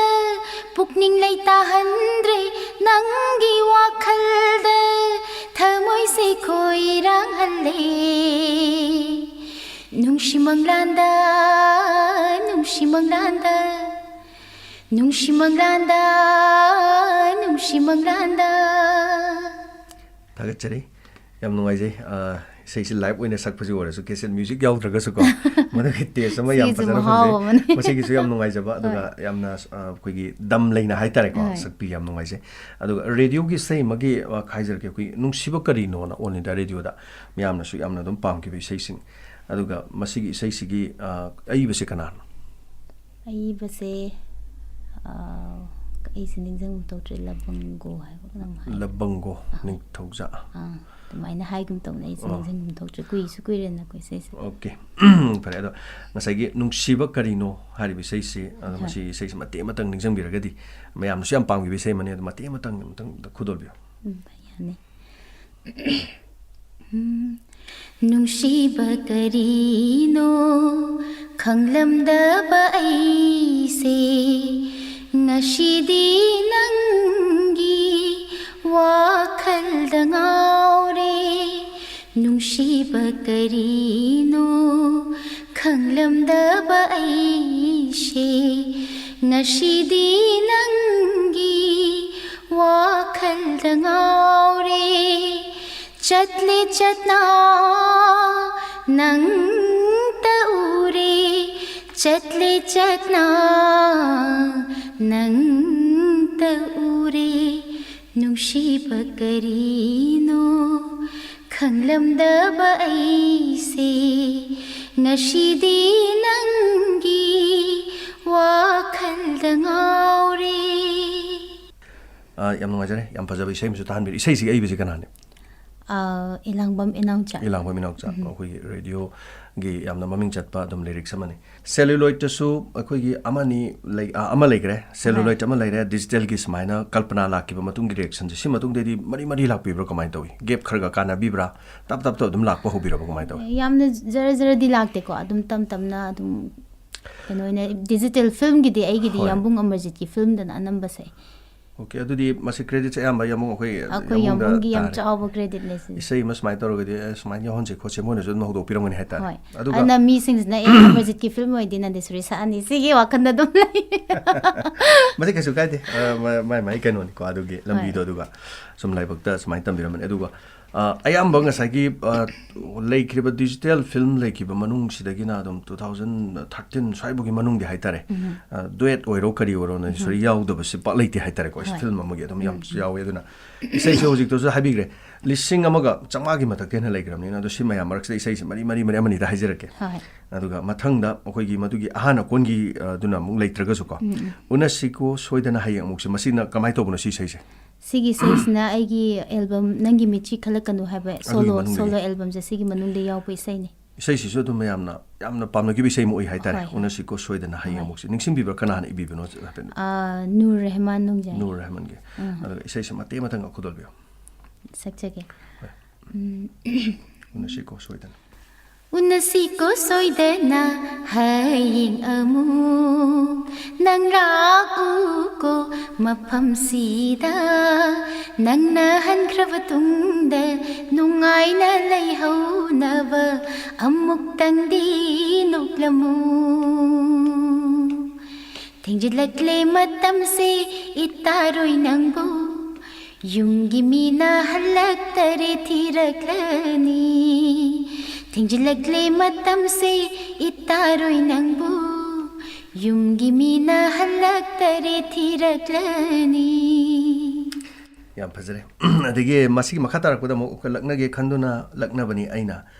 sigi digital film sigi ailan ki de oidur film sigo aidilan ki de ana film sigi ai be dining sang bi ba aidilan ki de se keno imocha thiam gi koi kok kisu keno riba triple pai biram bai percussion lay biram ba percussion lay yam ngai ja do sai se lakna ge khanduna lakna bani aina sai se mate matang ya ka to bio sakchage lakna ge khanduna lakna bani aina nangi nungshi na tauda ngaujarivi aini nangbu aina na thairam naga oi halloi lamlan bakanagi aise nangi ni ne nangtagi oi ꯂꯝ ꯂꯥꯟꯕ ꯀꯅꯥꯒꯤ ꯌꯥꯝ ꯅꯨꯡꯉꯥꯏꯖꯔꯦ ꯃꯔꯛꯇ ꯑꯃꯨꯛ ꯋꯥꯔꯤ ꯃꯇꯦꯛ ꯑꯃꯨꯛ ꯇꯧꯖꯒꯦ ꯑꯗꯨꯒ ꯏꯁꯩꯁꯦ ꯌꯥꯝ ꯂꯩꯔꯤ ꯃꯊꯛꯇ ꯑꯃꯨꯛ ꯆꯪꯖꯒꯦ ꯔꯨꯕ꯭ꯔꯥꯛꯀꯤ ꯑꯣꯐꯤꯁꯇ ꯑꯃꯨꯛ ꯄꯨꯜꯂꯦ ꯑꯗꯨꯒ ꯌꯨꯝꯁꯨ ꯑꯩꯈꯣꯏꯒꯤ ꯔꯨꯕ꯭ꯔꯥꯛꯀꯤ ꯑꯣꯐꯤꯁꯇ ꯑꯗꯨꯝ ꯑꯣꯏꯔꯕꯅꯤꯅ ꯑꯗꯨꯒ ꯃꯁꯤ ꯈꯨꯗꯣꯡꯆꯥꯕ ꯑꯃ ꯂꯧꯔꯀꯥꯟꯗ ꯔꯨꯕ꯭ꯔꯥꯛꯀꯤ ꯑꯩꯈꯣꯏꯒꯤ ꯂꯨꯍꯣꯡ ꯈꯣꯡꯗꯣꯡꯕ ꯑꯗꯒꯤ ꯑꯇꯩ ꯑꯇꯩꯗ ꯇꯧꯔꯤꯕ ꯑꯩꯈꯣꯏꯒꯤ ꯁꯪꯀ꯭ꯔꯤꯇꯣꯟ ꯆꯠꯄꯒꯤ ꯃꯑꯣꯡꯁꯦ ꯁꯤꯗꯗꯤ ꯀꯃꯥꯏꯅ ꯇꯧꯕꯤ ꯃꯁꯤꯒꯤ ꯃꯇꯥꯡꯁꯤꯗꯗꯤ ꯍꯧꯖꯤꯛ ꯆꯠꯆꯔꯤ ꯑꯩ ꯁꯪꯀꯤꯔꯇꯣꯟ ꯑꯗꯣ ꯔꯨꯕ꯭ꯔꯥꯒꯤ ꯁꯤꯒꯤ ꯈꯔ ꯈꯔ ꯈꯪꯉꯛꯄ ꯃꯌꯥꯝꯅ ꯏꯁꯩ ꯁꯛꯄ ꯍꯧꯔꯛꯄꯒꯤ ꯇꯥꯏꯃꯤꯡꯁꯤꯗ ꯇꯧꯕꯤꯕ꯭ꯔꯥ ꯑꯗꯨꯒ ꯔꯨꯕ꯭ꯔꯥꯛꯅ ꯉꯁꯥꯏꯒꯤ ꯑꯣꯐꯤꯁꯇ ꯇꯧꯕ ꯀꯥꯟꯁꯤꯗꯁꯨ ꯅꯪꯁꯨ ꯁꯤ ꯌꯥꯎꯁꯤꯜꯂꯛꯑꯣꯅ ꯍꯧꯔꯒ ꯀꯃꯥꯏꯅ ꯇꯧꯋꯤ ꯁ꯭ꯋꯥꯏ ꯃꯇꯥꯡ ꯋꯥꯔꯤ ꯂꯩꯕꯤꯕ꯭ꯔꯥ ꯁꯪꯀꯤꯔꯇꯣꯟꯒꯤꯗꯤ ꯌꯥꯝꯅ ꯊꯦꯡꯅ ꯁꯛꯑꯦ ꯑꯩ ꯍꯣꯏ ꯍꯥꯏꯗꯤ ꯑꯗꯨꯏ ꯃꯇꯝꯗꯨꯗꯗꯤ ꯁꯪꯀꯤꯔꯇꯣꯟꯁꯦ ꯐꯝꯁꯛ ꯁꯛꯄ ꯍꯥꯏꯁꯦ ꯄꯥꯡ ꯇꯧꯅꯔꯝꯗꯦ ꯌꯥꯝ Yes. ꯇꯧꯕꯗꯤ ꯇꯧꯔꯝꯃꯦ ꯑꯗꯨꯒꯤ ꯌꯥꯝ ꯇꯣꯏꯅ ꯇꯧꯕ ꯍꯥꯏꯗꯨꯗꯤ ꯍꯣꯏ, ꯍꯣꯏ. ꯇꯧꯗꯦꯕꯀꯣ ꯑꯗꯨ ꯍꯣꯏ. ꯅꯨꯄꯥ ꯉꯥꯛꯇꯅꯁꯨ ꯇꯧꯔꯝꯃꯦ ꯍꯣꯏ. ꯁꯛꯑꯝꯃꯦ ꯑꯩꯈꯣꯏ ꯀꯀꯥ ꯅꯕꯍꯣꯏ ꯀꯀꯥ ꯖꯣꯏꯀꯨꯃꯥꯔ ꯍꯣꯏ ꯍꯣꯏ, ꯇꯧꯔꯒ ꯃꯣꯏ ꯍꯣꯏ. ꯄꯨꯟꯅ ꯅꯨꯄꯥ ꯉꯥꯛꯇ ꯅꯨꯄꯤ ꯌꯥꯎꯔꯝꯗꯦꯕ ꯍꯣꯏ. ꯁꯪꯀꯤꯔꯇꯣꯟ ꯁꯛꯄꯩ ꯋꯥꯔꯤꯁꯤꯅ ꯑꯩ ꯑꯇꯣꯞꯄꯗꯒꯤ ꯑꯩꯈꯣꯏꯒꯤ ꯗꯥ ꯁꯨꯕꯥꯁ ꯀꯩꯅꯣꯒꯤ ꯀꯩ ꯍꯥꯏꯇꯥꯔꯦ ꯀꯩꯅꯣꯒꯤ ꯍꯥꯟꯅ ꯃꯍꯥꯚꯥꯔꯠꯀꯤ ꯍꯧꯖꯤꯛ ꯑꯣꯜ ꯀꯤꯕꯣꯔꯗ ꯏꯟꯗꯤꯌꯥ ꯔꯦꯗꯤꯑꯣꯒꯤ ꯅꯥꯀꯟꯗ ꯑꯩꯈꯣꯏ ꯂꯩꯕ ꯍꯣꯏ ꯇꯧꯔꯤꯁꯦ ꯍꯣꯏ ꯑꯩꯈꯣꯏ ꯇꯧꯔꯤ ꯁ꯭ꯇꯨꯗꯤꯑꯣꯒ ꯇꯧꯔꯤꯁꯦ ꯑꯣꯖꯥꯁꯦ ꯀꯤꯕꯣꯔꯗ ꯄꯥꯏꯕꯤꯔꯝꯕꯗꯣ Yes, yes. ꯃꯥꯅ ꯂꯥꯛꯑꯦ ꯑꯩꯉꯣꯟꯗ ꯀꯩꯅꯣ ꯁꯛꯅꯕ ꯁꯪꯀꯤꯔꯇꯣꯟꯁꯦ ꯃꯣꯏꯒ ꯄꯨꯟꯁꯤ ꯍꯧꯖꯤꯛꯀꯥꯟꯗꯤ ꯁꯪꯀꯤꯔꯇꯣꯟꯁꯦ ꯌꯥꯝ ꯁꯛꯅꯔꯦ ꯅꯪꯁꯨ ꯁꯛꯁꯤ ꯈꯣꯠꯁꯤꯅ ꯑꯗ ꯑꯩꯅ ꯌꯥꯈꯤꯗꯕ ꯍꯧꯖꯤꯛꯁꯨ ꯁꯥꯎꯔꯤ ꯃꯉꯣꯟꯗ ꯌꯥꯗꯕꯒꯤ ꯍꯣꯏ, ꯍꯣꯏ. ꯍꯥꯏꯗꯤ ꯃꯇꯝꯗꯨꯗ ꯁꯨꯝ ꯑꯉꯥꯡ ꯑꯣꯏꯔꯤꯕꯅꯤ나 ꯁꯪꯀꯤꯔꯇꯣꯟꯒ ꯁꯛꯄꯒꯁꯦ ꯏꯀꯥꯏꯖꯕ ꯍꯥꯏꯇꯥꯔꯦ ꯍꯣꯏ, ꯁꯨꯝ ꯍꯣꯏ, ꯍꯣꯏ. ꯏꯀꯥꯏꯕ ꯑꯃ ꯄꯣꯛꯄꯗꯣ ꯏꯁꯥꯗ ꯍꯣꯏ. ꯑꯩꯅ ꯗꯥ ꯁꯨꯕꯥꯁ ꯑꯩ ꯌꯥꯝ ꯏꯀꯥꯏꯖꯩꯗ ꯑꯗꯨ ꯁꯛꯄ ꯈꯣꯠꯄꯅ ꯍꯥꯏꯔꯒ ꯑꯩꯁꯦ ꯌꯥꯈꯤꯗ꯭ꯔꯦ ꯍꯣꯏ. ꯑꯗꯨꯒꯤ ꯃꯇꯨꯡꯗ ꯆꯍꯤ ꯑꯃꯃꯨꯛ ꯂꯩꯔꯒ ꯗꯥ ꯁꯨꯕꯥꯁꯅ ꯍꯥꯏꯔꯕ ꯃꯇꯨꯡꯗ ꯆꯍꯤ ꯑꯃꯃꯨꯛ ꯂꯩꯔꯒ ꯑꯩꯈꯣꯏꯒꯤ ꯄꯥꯕꯨꯡ ꯁ꯭ꯌꯥꯝ ꯇꯧꯔꯒ ꯅꯨꯄꯤꯒꯤ ꯔꯨꯕ꯭ꯔꯥꯒꯤ ꯅꯨꯄꯤꯒꯤ ꯁꯪꯀꯤꯔꯇꯣꯟ ꯑꯃ ꯁꯦꯝꯒꯠꯁꯤ ꯅꯨꯄꯥꯒꯤꯗꯤ ꯂꯩꯔꯦ ꯅꯨꯄꯤꯒꯤꯗꯤ ꯂꯩꯇ꯭ꯔꯤ ꯍꯥꯏꯅ ꯇꯧꯗꯅ ꯑꯗꯨꯃꯥꯏꯅ ꯍꯥꯏꯕꯗꯒꯤ ꯑꯍꯟꯁꯤꯡꯁꯤꯅ ꯀꯀꯥ ꯖꯣꯏ ꯑꯗꯒꯤ ꯀꯀꯥ ꯀꯣꯡꯈꯥꯝ ꯕꯤꯔ ꯀꯨꯃꯥꯔꯅ ꯍꯧꯖꯤꯛ ꯔꯦꯗꯤꯑꯣꯒꯤꯁꯨ ꯌꯥꯝꯅ ꯏꯁꯩ ꯁꯛꯏꯕꯅꯦ ꯍꯣꯏ. ꯃꯥꯒ ꯇꯧꯔꯒ ꯁꯦꯝꯒꯠꯁꯤꯅ ꯇꯧꯕꯗꯒꯤ ꯏꯆꯦ ꯕꯤꯗ꯭ꯌꯥꯔꯥꯅꯤꯅꯦ ꯑꯩꯅꯦ ꯑꯗꯒꯤ ꯏꯆꯦ ꯕꯁꯟꯇꯤꯅꯦ ꯇꯧꯔꯒ ꯑꯃ ꯁꯦꯝꯃꯦ ꯑꯗꯨꯗꯒꯤ ꯍꯣꯏ. ꯁꯛꯄ ꯍꯧꯖꯈꯤꯕꯅꯦ ꯑꯗꯨ ꯁꯪꯀꯤꯔꯇꯣꯟꯒꯤ ꯁꯤꯁꯨ ꯏꯁꯩꯁꯦ ꯍꯧꯖꯤꯛ ꯆꯠꯂꯤꯁꯦ ꯃꯔꯨꯑꯣꯏꯅ ꯑꯗꯨꯝ ꯂꯨꯍꯣꯡ ꯈꯣꯡꯗꯣꯡꯕ ꯑꯗꯒꯤ ꯖꯩꯒ. ꯐꯤꯔꯣꯏ ꯖꯩꯒ ꯍꯣꯏ, ꯍꯣꯏ. ꯁ꯭ꯋꯥꯏꯐꯥꯎꯗ ꯍꯣꯏ. ꯁꯣꯔꯥꯠꯀꯨꯝꯕꯗꯤ ꯉꯁꯥꯏꯒꯤ ꯂꯩꯇꯕ ꯈꯣꯠꯇꯕꯤ ꯇꯧꯕꯁꯦ ꯍꯥꯟꯅ ꯆꯠꯂꯝꯃꯒꯁꯨ ꯈꯔ ꯂꯦꯞꯈꯤꯕ ꯃꯑꯣꯡ ꯇꯧꯋꯤ ꯁꯤ ꯑꯗꯨꯝ ꯆꯠꯄ꯭ꯔꯥ ꯑꯗꯨꯝ ꯍꯥꯏꯔꯒꯗꯤ ꯆꯠꯄ꯭ꯔꯥ ꯁꯣꯔꯥꯠ ꯀꯃꯥꯏꯅ ꯍꯥꯏꯔꯛꯑꯒꯗꯤ ꯆꯠꯂꯦ ꯍꯥꯏꯔꯒꯗꯤ ꯍꯣꯏ. ꯆꯠꯂꯦꯕꯀꯣ ꯍꯣꯏ ꯑꯗꯨꯕꯨ ꯍꯦꯛ ꯅꯥꯍꯨꯠ ꯅꯥꯔꯦꯡꯒꯨꯝꯕ ꯀꯩꯀꯩ ꯑꯇꯩꯁꯤꯅ ꯑꯗꯨꯅ ꯅꯨꯡꯉꯥꯏ ꯇꯣꯏ. ꯌꯥꯏꯐꯕꯁꯤꯅ ꯈꯔꯗꯤ ꯑꯃꯨꯛ ꯑꯗꯨꯅ ꯀꯣ ꯇꯣꯏꯕ. ꯍꯣꯏ. ꯂꯨꯍꯣꯡꯕꯒꯤꯗꯤ ꯑꯗꯨꯝ ꯑꯗꯨ ꯑꯃꯨꯛ ꯀꯩꯅꯥ ꯄꯨꯊꯣꯛꯄꯩꯒꯥꯏꯗꯤ ꯑꯃꯨꯛ ꯇꯧꯕꯤꯕ꯭ꯔꯥ ꯀꯃꯥꯏꯅ ꯇꯧꯋꯤ ꯁꯤ ꯀꯩꯅꯥ ꯄꯨꯊꯣꯛꯄꯗꯤ ꯑꯩ ꯄꯨꯊꯣꯛꯆꯗꯦ ꯄꯨꯊꯣꯛꯇꯦ ꯁꯨꯝ ꯐꯝꯃꯒ ꯑꯗꯨꯝ ꯂꯦꯞꯄꯒ ꯑꯗꯨꯝ ꯇꯧꯕꯗꯣ ꯁꯛꯄ. ꯇꯧꯕꯀꯣ ꯑꯗꯨꯒ ꯑꯩꯈꯣꯏꯒꯤ ꯁꯤꯒꯤ ꯅꯨꯡꯉꯥꯏ ꯌꯥꯏꯐꯕꯗꯤ ꯍꯥꯏꯔꯁꯦꯕꯀꯣ ꯍꯣꯏ. ꯑꯩꯈꯣꯏꯒꯤ ꯂꯨꯍꯣꯡꯕꯒꯨꯝꯕ ꯍꯥꯏꯔꯁꯦ ꯑꯗꯣ ꯁꯤꯒꯤ ꯇꯥꯏꯃꯤꯡꯁꯤꯗꯒꯤ ꯁꯪꯀ꯭ꯔꯤꯇꯣꯟꯒꯤ ꯃꯇꯦꯛ ꯑꯃꯇꯪ ꯇꯥꯍꯟꯖꯕ ꯌꯥꯕꯒꯤ ꯀꯗꯥꯏꯗꯩꯅꯣ ꯇꯥꯟꯖꯥ ꯑꯃꯈꯛꯇꯪ ꯍꯥꯏꯇꯥꯔꯦ ꯃꯇꯦꯛ ꯑꯃꯇꯪ ꯀꯗꯥꯏ ꯋꯥꯏꯗꯩꯅꯣ ꯖꯒꯥ ꯑꯃꯇꯪ ꯂꯧꯊꯣꯛꯄꯤꯔꯒ ꯌꯥꯝ ꯁꯥꯡꯗꯕꯤꯗ ꯃꯇꯦꯛ ꯑꯃꯇꯪ ꯈꯨꯗꯣꯜꯕꯤꯌꯨ ꯁꯛꯆꯒꯦ ꯑꯩꯈꯣꯏꯒꯤ ꯖꯨꯒꯣꯜ ꯔꯨꯞ ꯍꯥꯏꯇꯥꯔꯦꯀꯣ ꯍꯣꯏ. ꯀꯩꯅꯣ ꯍꯥꯏꯇꯥꯔꯒꯗꯤ ꯑꯗꯨꯒꯤ ꯃꯇꯥꯡꯗꯨꯒꯤ ꯁꯛꯆꯔꯛꯑꯒꯦ ꯍꯣꯏ ꯂꯨꯍꯣꯡꯕꯒꯤꯗꯒꯤ ꯍꯣꯏ ꯌꯦꯡꯉꯨ ꯏꯇꯥ ꯔꯥꯙꯥ ꯁ꯭ꯌꯥꯝꯒꯤ ꯅꯤꯡꯊꯤꯕ ꯔꯨꯞꯁꯦ ꯅꯨꯃꯤꯠꯀ ꯊꯥꯒ ꯊꯣꯛꯃꯤꯟꯅꯔꯦꯁꯦ ꯅꯤꯡꯊꯤꯖꯔꯦ ꯀꯨꯟꯖꯁꯦ ꯏꯇꯥ ꯌꯦꯡꯉꯨ ꯏꯇꯥ ꯔꯥꯙꯥ ꯁ꯭ꯌꯥꯝꯒꯤ ꯅꯤꯡꯊꯤꯕ ꯔꯨꯞꯁꯦ ꯌꯦꯡꯉꯨ ꯏꯇꯥ ꯍꯧꯖꯤꯛꯀꯤ ꯁꯨꯃꯥꯏꯅ ꯑꯃꯨꯛ ꯇꯧꯕ ꯑꯩꯈꯣꯏ ꯁꯪꯀ꯭ꯔꯤꯇꯣꯟꯒꯤ ꯏꯁꯩꯁꯤ ꯑꯃꯨꯛ ꯇꯧꯕꯁꯤꯗꯀꯣ ꯍꯣꯏ. ꯍꯥꯏꯔꯞ ꯃꯥꯟꯅꯕꯗ ꯍꯥꯏꯖ ꯇꯥꯔꯦ ꯑꯩꯈꯣꯏꯒꯤ ꯐꯤꯜꯝ ꯑꯃ ꯑꯩꯈꯣꯏꯒꯤ ꯕꯦꯗꯦꯕ ꯊꯥꯁꯅꯥꯗ ꯁ꯭ꯌꯥꯝꯒꯤ ꯕꯥꯁꯤꯒꯤ ꯅꯨꯡꯁꯤꯕ ꯈꯣꯟꯖꯦꯜꯅ ꯇꯧꯕ ꯏꯁꯩ ꯑꯃꯈꯛ ꯃꯁꯤꯒꯤ ꯌꯥꯎꯕꯤꯀꯣ ꯌꯥꯎꯁꯦ ꯑꯗꯣ ꯃꯁꯤꯒꯤ ꯏꯁꯩ ꯃꯌꯦꯛꯁꯤ ꯀꯅꯥꯅ ꯏꯕꯤꯕꯅꯣ ꯍꯣꯃꯦꯟ ꯗꯤꯋꯥꯏꯅ ꯍꯦꯃꯟ ꯏꯕꯤꯕꯅꯦ. ꯗꯤꯋꯥꯏ ꯍꯣꯏ. ꯑꯩꯈꯣꯏꯒꯤ ꯇꯥꯃꯣ ꯍꯣꯃꯦꯟ ꯗꯤꯋꯥꯏꯒꯤ ꯏꯁꯩꯁꯤ ꯃꯥꯏꯗꯤ ꯇꯣꯞ ꯇꯣꯞꯄꯅꯤ ꯑꯗꯨꯒ ꯏꯁꯩ ꯑꯃꯗꯤ ꯑꯗꯨꯝ ꯐꯤꯂꯝ ꯑꯃ ꯑꯗꯨꯝ ꯑꯣꯏꯕ ꯑꯗꯨꯒ ꯍꯣꯏ. ꯐꯖꯈ꯭ꯔꯕ ꯑꯩꯈꯣꯏꯒꯤ ꯑꯣꯖꯥꯁꯤꯒꯤ ꯏꯁꯩ ꯌꯥꯝ ꯂꯩ ꯑꯗꯨꯒ ꯏꯁꯩꯁꯤ ꯃꯇꯦꯛ ꯑꯃꯗ ꯈꯨꯗꯣꯜꯕꯤꯌꯨ ꯍꯥꯏꯗꯤ ꯇꯣꯉꯥꯟꯈ꯭ꯔꯦ ꯍꯥꯏꯇꯥꯔꯦꯀꯣ ꯃꯁꯤꯒꯤ ꯍꯣꯏ, ꯍꯣꯏ. ꯃꯑꯣꯡꯁꯦ ꯁꯛꯂꯛꯏꯕ ꯃꯑꯣꯡꯁꯤꯁꯨ ꯁꯪꯀ꯭ꯔꯤꯇꯣꯟꯒꯤ ꯃꯑꯣꯡ ꯑꯃꯁꯨ ꯄꯨꯁꯜꯂꯛꯀꯨꯝ ꯇꯧꯕꯀꯣ ꯌꯥꯝ ꯐꯖꯕ ꯁ꯭ꯌꯥꯝꯒꯤ ꯕꯥꯁꯤꯒꯤ ꯅꯨꯡꯁꯤꯕ ꯈꯣꯟꯖꯦꯜꯅ ꯇꯧꯕꯁꯦ ꯃꯇꯦꯛ ꯁꯤ ꯏꯁꯩ ꯁꯛꯇ꯭ꯔꯤꯉꯩꯗ ꯍꯥꯏꯕꯤꯌꯨ ꯁꯤꯒꯤ ꯏꯁꯩꯁꯦ 2000 ꯀꯩꯅꯣꯒꯤ ꯃꯅꯤꯄꯨꯔ ꯁ꯭ꯇꯦꯠ ꯐꯤꯜꯝ ꯀꯩꯅꯣꯅ ꯑꯩꯉꯣꯟꯗ ꯕꯦꯁ ꯄ꯭ꯂꯦꯕꯦꯛ ꯁꯤꯡꯒꯔ ꯁꯤꯗꯩꯗ ꯑꯦꯆꯤꯞꯃꯦꯟꯁꯦ ꯄꯤꯈꯤꯕ ꯄꯤꯕ ꯍꯣꯏ 2000 ꯀꯩꯅꯣꯒꯤ 14-15 ꯍꯣꯏ ꯑꯗꯨꯋꯥꯏꯒꯤ ꯑꯗꯨꯗ ꯄꯤꯈ꯭ꯔꯕ ꯑꯦꯆꯤꯞꯃꯦꯟ ꯄꯤꯈ꯭ꯔꯕ ꯏꯁꯩ ꯑꯃꯅꯤ ꯍꯣꯏ. ꯌꯥꯝ ꯊꯥꯒꯠꯆꯔꯤ ꯍꯟꯗꯛꯇ ꯇꯧꯈꯤꯌꯦ ꯀꯩꯅꯣꯗꯤ ꯐꯪꯁꯟꯗꯤ ꯐꯪꯁꯟꯗꯤ ꯍꯟꯗꯛꯇ ꯍꯟꯗꯛ ꯄꯥꯡꯊꯣꯛꯈꯤꯕ ꯃꯅꯥꯅ ꯅꯍꯥꯟꯋꯥꯏ ꯂꯥꯎꯊꯣꯛꯑꯒ ꯍꯟꯗꯛꯇꯪ ꯇꯧꯕꯗꯣ ꯍꯟꯗꯛꯇ ꯆꯍꯤ ꯑꯅꯤ ꯄꯥꯡꯊꯣꯛꯄ. ꯆꯣꯟꯊꯔꯒ ꯍꯟꯗꯛ ꯄꯤꯈꯤꯕꯗꯣ ꯌꯥꯝ ꯅꯨꯡꯉꯥꯏꯖꯔꯦ ꯑꯗꯨꯒ ꯃꯁꯤ ꯑꯦꯆꯤꯞꯃꯦꯟ ꯐꯪꯈꯤꯕ ꯑꯗꯨꯒ ꯑꯩꯈꯣꯏꯒꯤ ꯑꯥꯔ ꯀꯦ ꯅꯟꯗꯦꯁ꯭ꯋꯔꯤꯒꯤ ꯑꯗꯨꯒ ꯍꯥꯏꯔꯤꯕ ꯕꯤꯗꯤꯑꯦꯐ ꯊꯥꯁꯅꯥꯁꯤꯒꯤ ꯑꯗꯨꯒ ꯃꯁꯤꯒꯤ ꯑꯦꯆꯤꯞꯃꯦꯟ ꯐꯪꯈꯤꯕ ꯑꯗꯨꯒꯨꯝꯕ ꯏꯁꯩ ꯑꯃꯅꯤ ꯑꯗꯨꯒ ꯏꯁꯩꯁꯤꯃ ꯃꯇꯦꯛ ꯑꯃꯇꯪ ꯈꯨꯗꯣꯜꯕꯤꯌꯨ ꯁꯛꯆꯒꯦ ಶ್ಯಾಮ ನಂಗಿ ಬಾಸಿಸೆ ಖೊಂಗ್ಲಗ್ಲಗನು ತುಂಬ ಯಾದರೆ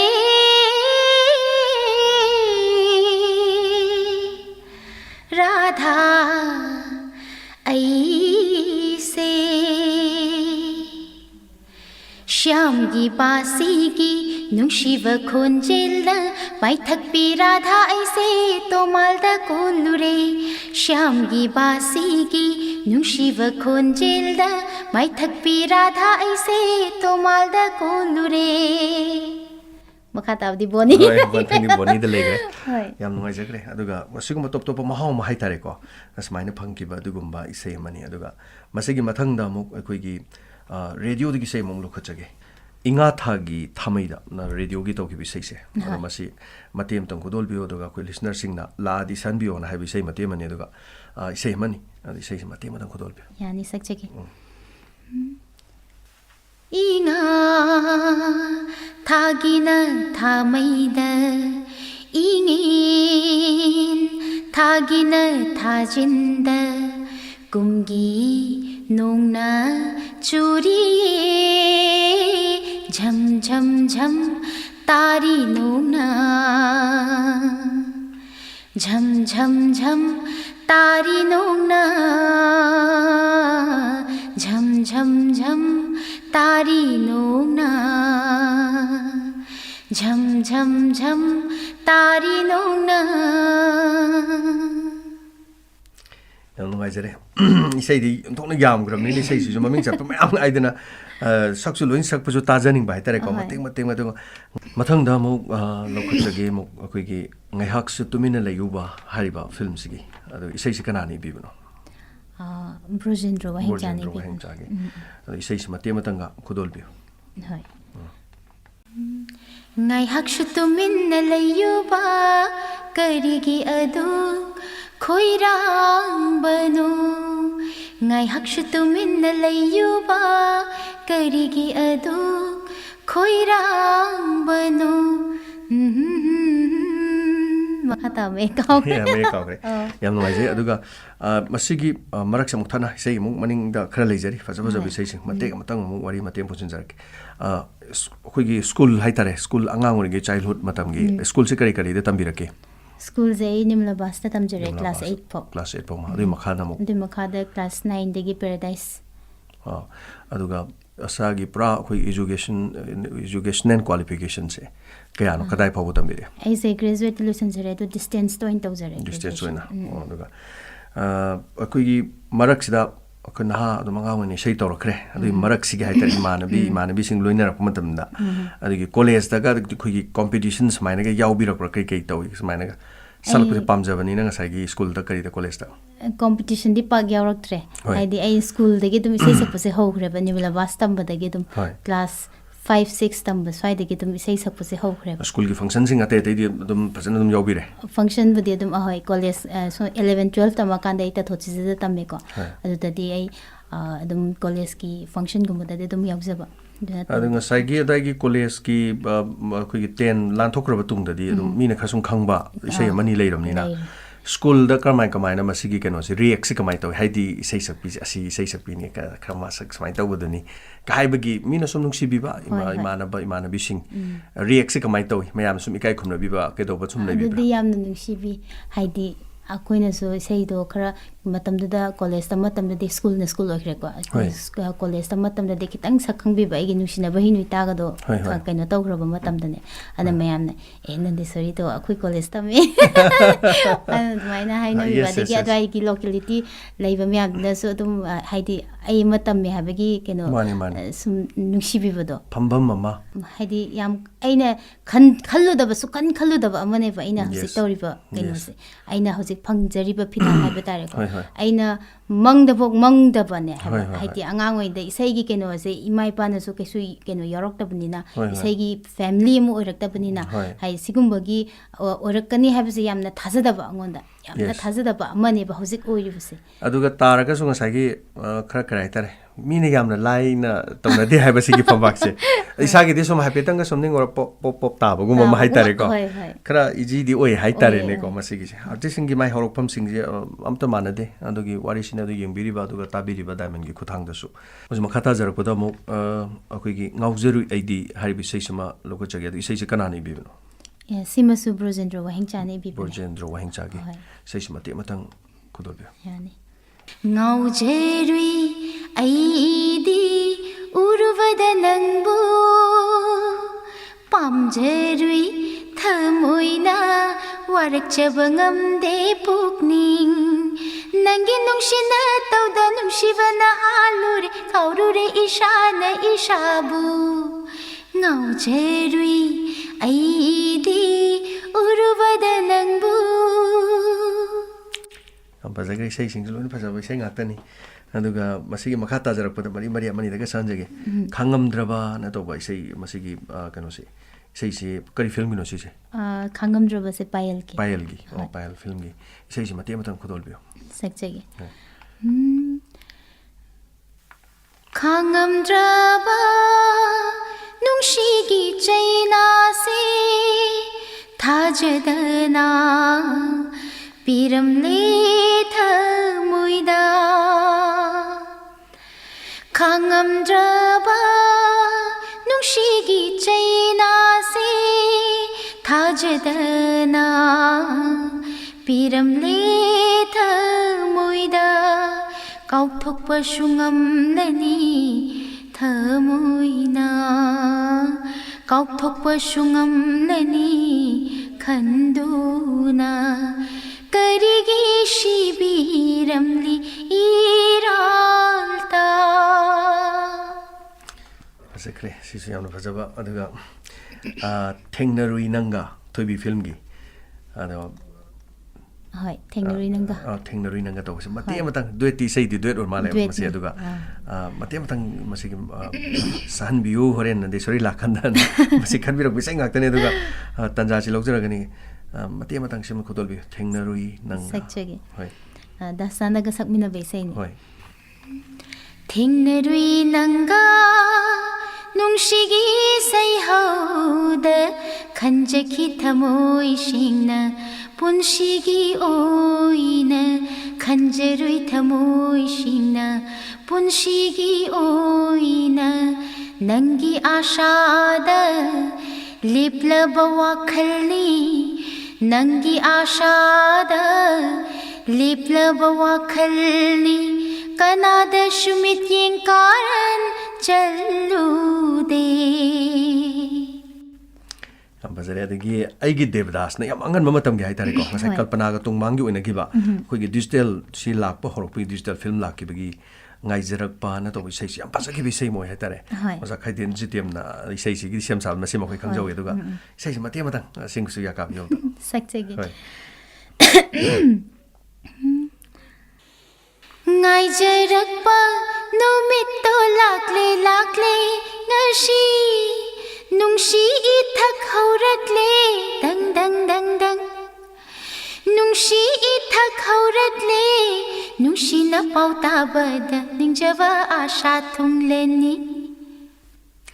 ꯌꯥꯝ ꯐꯖꯈ꯭ꯔꯦ ꯏꯁꯩꯁꯤꯃ ꯑꯗꯨꯒ ꯏꯁꯩꯁꯤꯡꯁꯤꯒꯤ ꯃꯔꯛꯇ ꯑꯩꯈꯣꯏꯒꯤ ꯀꯩꯅꯣ ꯑꯣꯏꯅꯗꯤ ꯐꯣꯡꯈꯤꯗ꯭ꯔꯕ ꯍꯥꯏꯇꯥꯔꯦ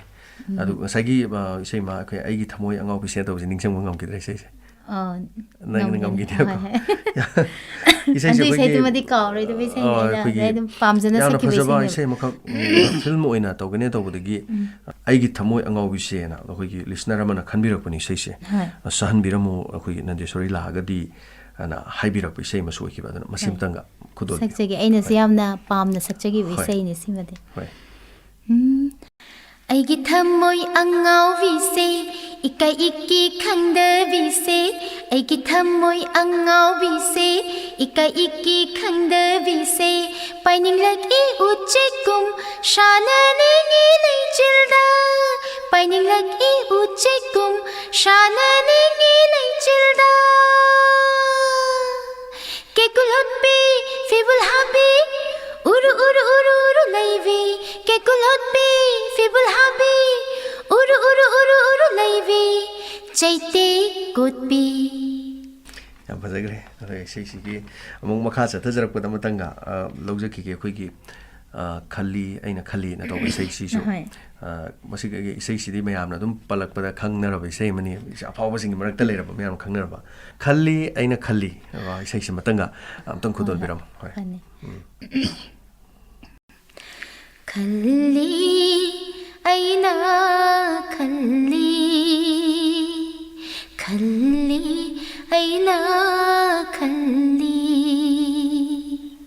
लिरिशित्प मालंगना यैरक्पदा नंगना यिंग्लक्लबोई निंगी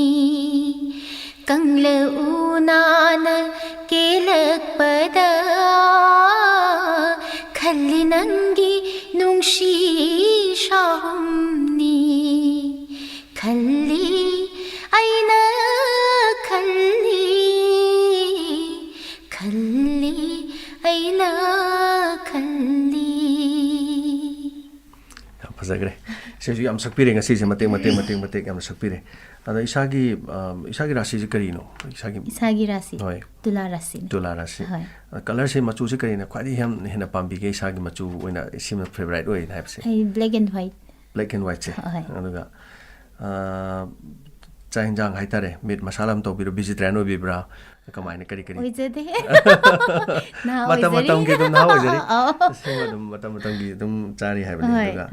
हेन पाम्बा इंसांग की करी इंसांग ने हेन पाम्बी के कोई की अचंबा पाम्बा खोटपा देगे मामा मीट हेन करी ने हेन पाम्बी की खुदा बसे इंसांग में ती ले हाउ इंसांग ना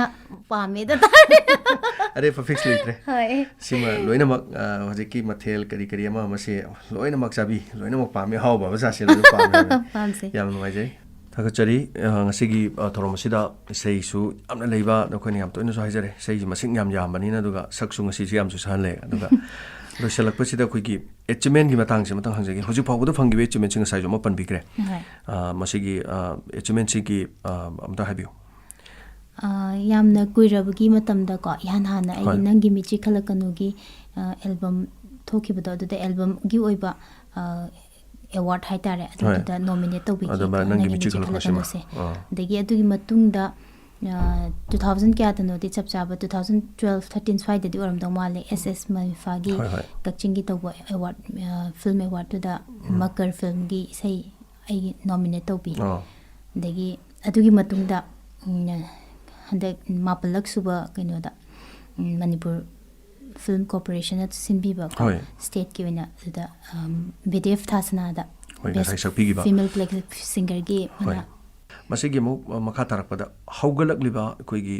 नाहासिंग इंखलकलिबा सिंग हौजिकी अखोइना नाहावाई थेंगनरप मतमसिगा मसि खेनबा डिफरेंस खरा हाइतारेन स्वाइज मोड अम पिबियोना हाइतारगदी मसिगी मोइगे फबा फत्तबगी वानतबा होंदोक हन्निंगबा तहन जनिंगदबा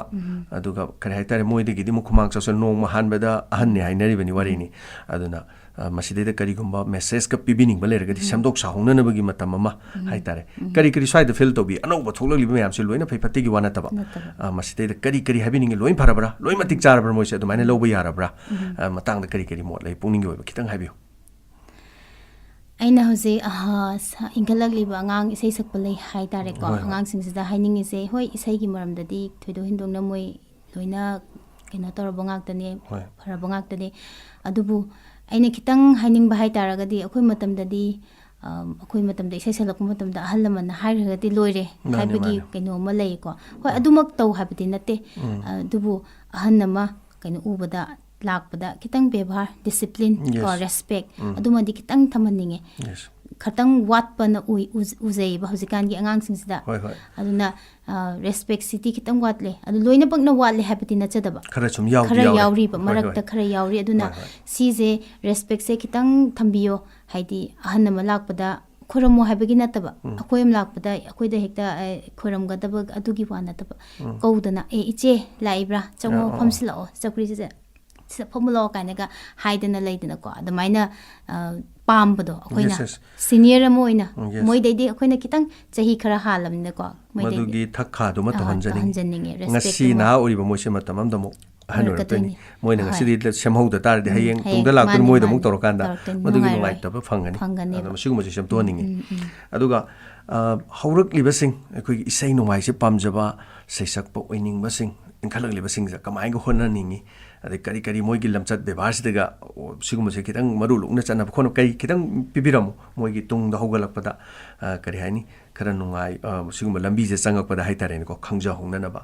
ꯃꯣꯏꯗ ꯄꯥꯎꯇꯥꯛ ꯑꯣꯏꯅ ꯀꯩ ꯀꯩ ꯄꯤꯕꯤꯕ ꯌꯥꯕ ꯅꯧꯅ ꯁꯛꯂꯛꯇ꯭ꯔꯤꯕ ꯂꯥꯛꯀꯗꯧꯕꯁꯤꯡ ꯍꯥꯏꯇꯥꯔꯦ ꯑꯅꯧꯕ ꯐꯥꯎꯒꯠꯂꯛꯀꯗꯧꯕꯁꯤꯡꯁꯤꯗꯀꯣ ꯁꯨꯝ ꯑꯗꯨꯗꯤ ꯑꯩꯅ ꯍꯥꯏꯅꯤꯡꯕꯗꯤ ꯑꯣꯖꯥ ꯒꯨꯔꯨ ꯃꯁꯛ ꯈꯪꯅꯀꯣ ꯅꯤꯌꯣꯝ ꯅꯥꯏꯅ ꯆꯨꯝꯅ ꯇꯝꯕ ꯍꯣꯏ ꯐꯥꯎꯕ ꯍꯥꯏꯕꯁꯤꯕꯨꯗꯤ ꯂꯥꯏꯕꯛꯇ ꯇꯝꯕꯅꯤ ꯑꯩꯅ ꯐꯥꯎꯅꯤꯡꯉꯦꯅ ꯍꯦꯛꯇ ꯐꯥꯎꯕ ꯌꯥꯄꯣꯠꯇꯦ ꯑꯩꯒꯤ ꯂꯥꯏꯕꯛꯇꯨꯗ ꯅꯪ ꯐꯥꯎꯅ ꯇꯝꯃꯉꯒꯗꯤ ꯐꯥꯎꯗꯣꯏꯅꯤ ꯏꯁꯩ ꯑꯩꯁꯨ ꯍꯥꯏꯔꯤꯁꯤꯅꯤ ꯑꯩꯁꯨ ꯍꯥꯏꯔꯤꯕ ꯏꯁꯥꯃꯛꯁꯨ ꯏꯁꯩ ꯍꯥꯟꯅ ꯇꯝꯃꯝꯕ ꯅꯠꯇꯦ ꯑꯗꯨꯕꯨ ꯑꯩꯒꯤ ꯂꯥꯏꯕꯛꯇ ꯐꯥꯎꯅ ꯇꯝꯃꯨꯕꯒꯤ ꯑꯩ ꯆꯞ ꯆꯥꯅ ꯍꯥꯏꯗꯤ ꯃꯌꯥꯝꯅ ꯅꯨꯡꯁꯤꯕꯤꯗꯅ ꯑꯈꯪꯕ ꯃꯤ ꯍꯥꯏꯕ ꯑꯗꯣ ꯑꯃ ꯑꯣꯏꯔꯛꯏꯅꯦ ꯑꯗꯣ ꯁꯨꯃꯥꯏꯅ ꯍꯣꯠꯅꯕꯗꯤ ꯂꯦꯞꯄ ꯌꯥꯗ꯭ꯔꯦꯀꯣ ꯍꯣꯠꯅꯕ ꯑꯃ ꯀꯟꯕꯤꯌꯨ ꯑꯣꯖꯥ ꯒꯨꯔꯨ ꯅꯥꯏꯕꯤꯌꯨ ꯊꯛꯁꯤ ꯈꯥꯁꯤ ꯅꯥꯏꯅ ꯆꯠꯄꯤꯌꯨ ꯁꯤ ꯍꯥꯏꯖꯅꯤꯡꯉꯤ ꯊꯛꯁꯤ ꯈꯥꯁꯤ ꯅꯥꯏꯕ ꯃꯔꯨ ꯂꯨꯛꯄ ꯀꯣ ꯑꯁꯤꯒꯨꯝꯕ ꯃꯌꯥꯝꯁꯦ ꯑꯗꯣ ꯁꯤꯒꯨꯝꯕ ꯑꯣꯖꯥ ꯒꯨꯔꯨ ꯃꯁꯛ ꯈꯪꯅ ꯑꯗꯨꯒ ꯃꯁꯤꯒꯤ ꯈꯔ ꯑꯗꯨꯝ ꯍꯧꯅ ꯂꯣꯟꯆꯠꯁꯤ ꯈꯪꯉꯒꯗꯤ ꯍꯥꯏꯇꯥꯔꯦꯅꯦꯀꯣ ꯑꯗꯨꯒ ꯀꯟꯅ ꯍꯣꯠꯅꯔꯀꯥꯟꯗ ꯑꯗꯨꯝ ꯑꯣꯏꯒꯅꯤ ꯑꯗꯨꯒ ꯉꯁꯤꯒꯤ ꯏꯔꯣꯏ ꯂꯣꯏꯕꯗ ꯏꯁꯩ ꯑꯃꯇꯪ ꯏꯁꯩꯗꯨ ꯑꯣꯟꯊꯣꯛ ꯌꯥꯝ ꯂꯩꯈ꯭ꯔꯦ ꯑꯗꯨ ꯂꯩꯕ ꯃꯌꯥꯝꯁꯤꯗꯒꯤ ꯕꯁꯟꯇ ꯔꯥꯅꯤ ꯈꯣꯡꯗꯣꯏꯔꯛꯂꯦ ꯍꯥꯏꯕ ꯏꯗꯣꯝ ꯆꯠꯆꯔꯒꯦ ꯐꯤल्मꯒꯤ ꯏꯁꯩꯁꯤꯃꯇꯪ ꯉꯁꯤꯒꯤ ꯊꯧꯔꯝꯁꯦ ꯂꯣꯏꯁꯤꯜꯂꯛꯄꯗ ꯑꯃꯇꯪ ꯃꯁꯤꯃꯇꯪ ꯈꯨꯗꯣꯜꯕꯤꯔꯝꯃꯨ ꯃꯇꯦꯛ ꯑꯃꯇꯪ ꯁꯛꯆꯒꯤ ꯏꯁꯩꯁꯦ ꯖꯤ ꯀꯕꯤꯇꯥꯅ ꯏꯕꯤꯕ ꯏꯁꯩꯅꯤ ꯁꯛꯆꯒꯦ ꯉꯁꯤꯒꯤ ꯊꯧꯔꯝꯁꯤꯒꯤ ꯈꯨꯗꯣꯜꯕꯤꯌꯨ बसंत रानी खोंदोइरक्ले चानवी लैरां पोमशातनरे चिरोल हैबा मालंगबा नाशोन पिकन हुम्मुने इकाइथिवी निंगोलनी उनालक्तलोत्ख्रनी बसंत रानी खोंदोइरक्ले चानवी लैरां पोमशातनरे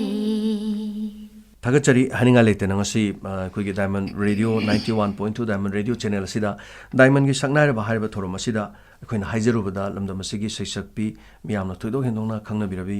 आरके नंदेश्वरी लेंबिरक्तना पुंसी वारी मा मतौ करमनि सै हौरखिबा अमदि मसिगी लोइना ताकफिरे अदुगा खंगनजरे अदुगा इसै कयामरुम लेजरी सैसक्पी असिगी तांकक अमदा तंजा अमदा खुदोंग चाबा मतम अमदा हेना अनो अनो फजा फजा इसै कया फोटो पिरक्तना अदगी मसिगी लाकपा मतुंगी कया द सोखिना मदु खुदोल जगे अदुगा यामना सु अदुम नहा ओइना लेबिरिबनि हाइतारे तंजा यामना लेरि हाइतारे को ना दे येक्तना मियामगे थौगल सु हौजिक सैफम कया द चलिबि सैसक्पिनि